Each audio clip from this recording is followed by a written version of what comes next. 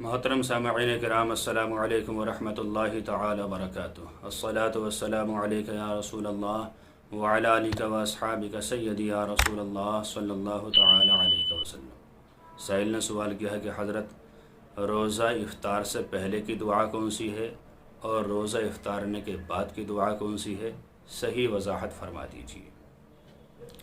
دیکھیے حضرات، جب روزہ افطار کریں تو بسم اللہ الرحمن الرحیم پڑھیں، اس کے بعد 1 یا 2 کھجور کھانے کے بعد پھر یہ دعا پڑھیں، اللہم لک صمت وبک آمنت وعلیک توکلت وعلی رزقک افطرت۔ اعتراض یہ کرتے ہیں لوگ کہ یہ دعا تو روزہ افطار نے کی ہے، پھر افطار کے بعد کیوں پڑھی جاتی ہے؟ دیکھیے حضرات، روزہ افطار بسم اللہ پڑھ کے کیا جائے، اس کے بعد یہ والی دعا پڑھی جائے۔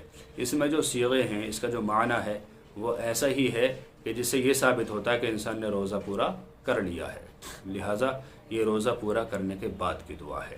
ہمیں چاہیے کہ بسم اللہ سے افطار کریں، اس کے بعد میں یہ دعا پڑھیں، اللہم انی لک صمت وبک آمنت وعلیک توکلت وعلی رزقک افطرت۔ اللہ تعالیٰ سے دعا ہے کہ اللہ تعالیٰ ہمیں صحیح دین سیکھنے کی توفیق عطا فرمائے۔ السلام علیکم ورحمۃ اللہ، واللہ تعالی عالم بالصواب۔